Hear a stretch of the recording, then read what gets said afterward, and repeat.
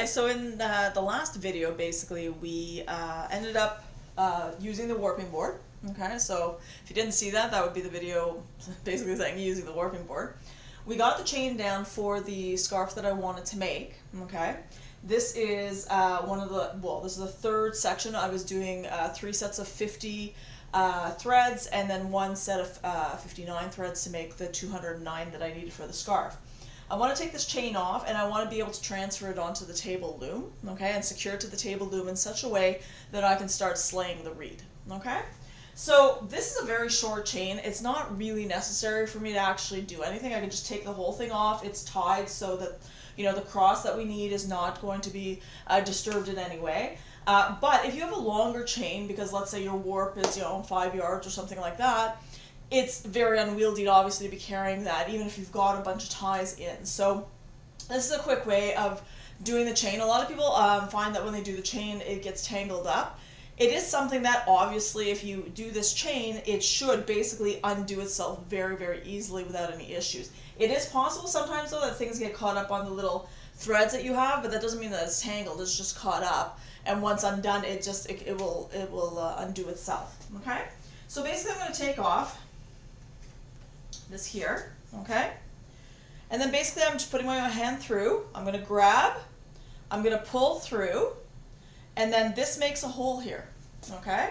And then basically I'm just pulling it through constantly through the hole. And then I'm just holding this one just to make life simpler there, but again, through the hole. And I'm just doing it very loosely, okay? Don't have to do it very tightly, all right? And then basically through the hole.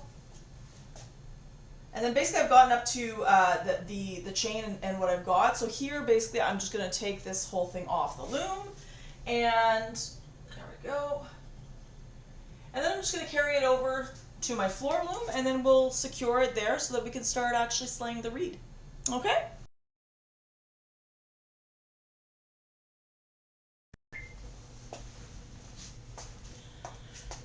Okay, so basically you're going to notice that I've got the table loom there. I have actually put, you can put any kind of somehow stick.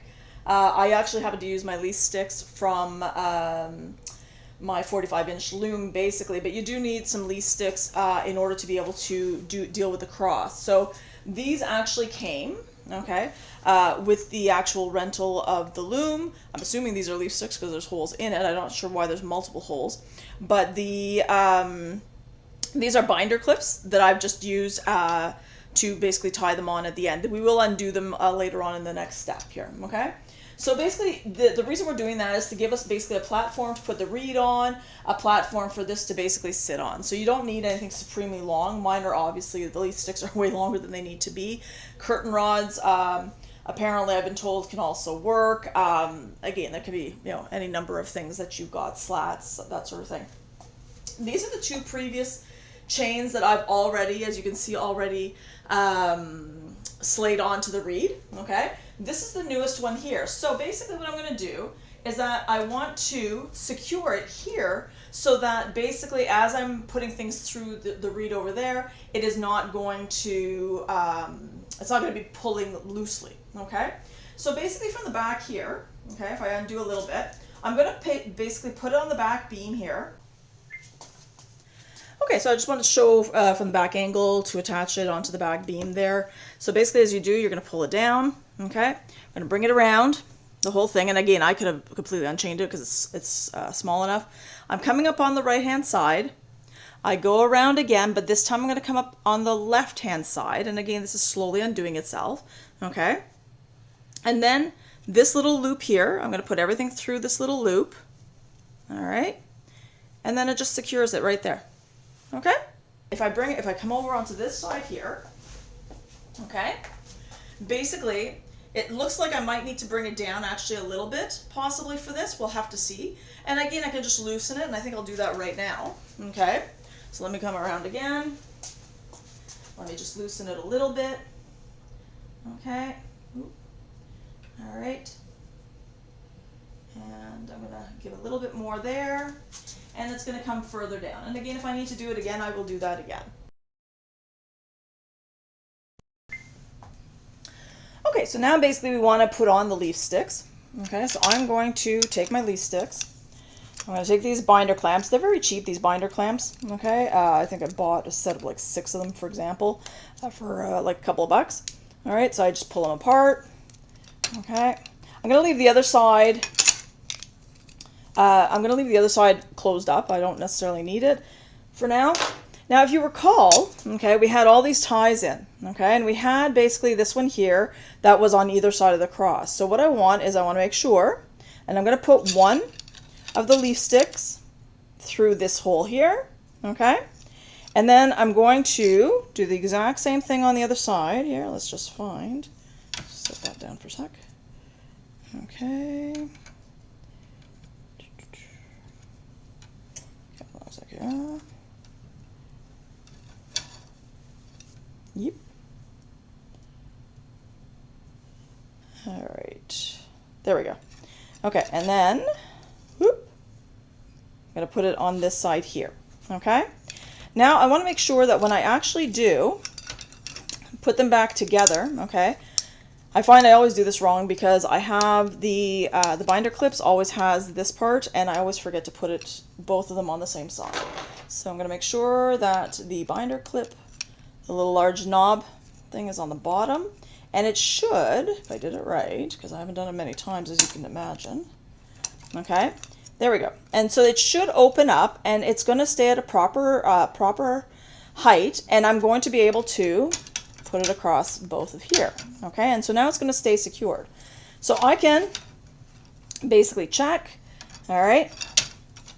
Now I'm going to undo all of these different knots that I put in earlier because I don't need them all in anymore. All right. There we go. Whoops.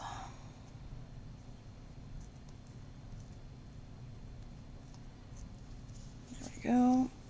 And then the 2 on the other end as well.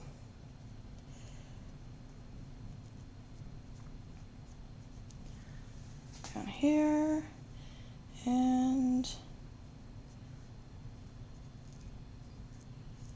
down there. Okay. All right.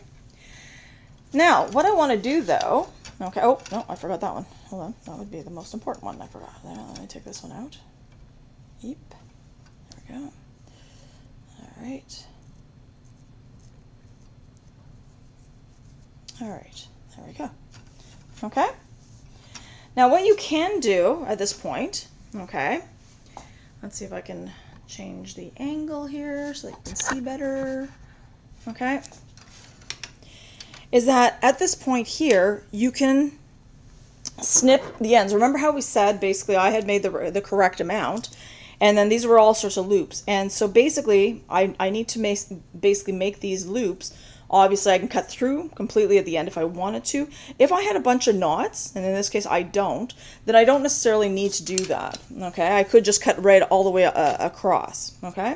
So what I'm going to do is I'm going to just do this off camera here. No, that's not going to work for you. Okay.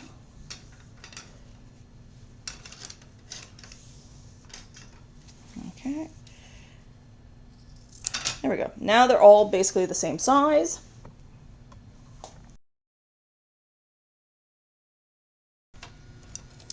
All right, so now the question becomes basically, how on earth do I know which one is the next one? Because the purpose of this cross basically was to literally layer one on top of the next on the next to keep them in the proper order. I happen to have all of them the same color. Okay, so it's not the end of the world, but again, it can be a very, very tangled. So the question is how. So what I do is I tend to hold on to the end here. Okay, there we go. All right, I tend to hold on to the end, and then basically I look at what the first thread is, and is it actually the first thread? Okay, and when I pull it away, it is. Okay, so let's say for example I had tried to pull this one instead. All right, it's not going to do that. You're gonna see a whole bunch of pulling there, so it's not the correct thread. So this one here does pull away. Okay, so I'm gonna take this, I'm gonna pull it, all right, free, and of course I have to pull it free of the lease sticks. Now in my pattern, it asks me to do 2 threads for every dent. Not every pattern does that, okay? So I'm going to take this one, all right, and then I'm going to take the next one. Now how do I know what the next one is? If I look at it, the next one here, okay, is right here, all right? So then I take that one, I'm going to pull it away, I'm going to pull it through. And what I'm going to do basically is you're going to see, right, I'm going to take this up here. Oop, take these two. All right. And I'm pulling them over. All right. I don't know if you can, here. Okay. So they were over here. I pulled them and I pulled them over to separate them. Okay. So now what I'm going to do, so now I'm going to slay them. Okay. So what I do is I basically, the next hole that I need to go through, the next dent is right here. I'm going to bring my hook up through there. I basically, because there's a hook on the, I don't know if you can see at the end of the, here, right, to actually pull this through. So I'm going to put the hook through here.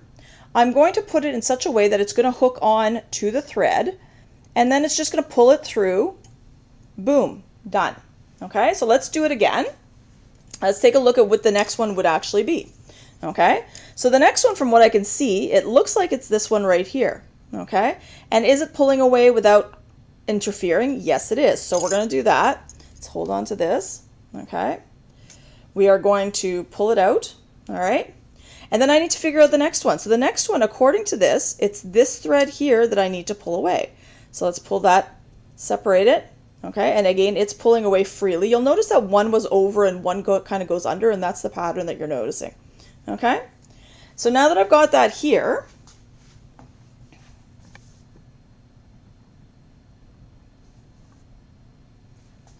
all right, I will pull it away, pull it onto this side right here.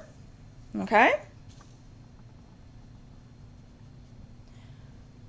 and then let's put it through the reed. So I'm going to pop up beside, okay, pull it through, and we're good. So basically, this is a 12 dent reed, which means that there are 12 of these all the way for every inch that you've got. Okay, now this whole dent happens to be 16. So how did I know where to start when I was actually slaying the reed? I measured this. This was 16 inches. I found the 8-inch mark, which was your center. The scarf that I'm making actually is going to be about 9 inches. So I went 4.5 inches that way. Because I'm right-handed, I preferred going this way with the slaying of the reed. Left-handed, I would imagine you'd probably want to go the other side. But basically, I made the mark of where the 4.5 inches would be over here and started slaying my way across. Now, every inch or so, so in my case, because I've got two per... two of them here, about, you know, every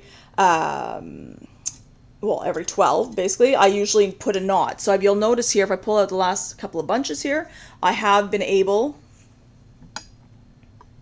okay, so if I pull out these bunches here, all right, I've been able basically to tie a slip knot on them, and then what I'm doing is I'm just putting them underneath the underneath away, just you know, to make life simple here, and keep it out of sight for now. And then so once I've done enough of these, I will tie this on, and I just keep going basically until this is done. And then I'm going to do the warping chain of my last section, put it also onto the actual reed, and then once we're done with that, we'll be good to go with the beginning with weaving. All right, I hope that helps. Have a great day.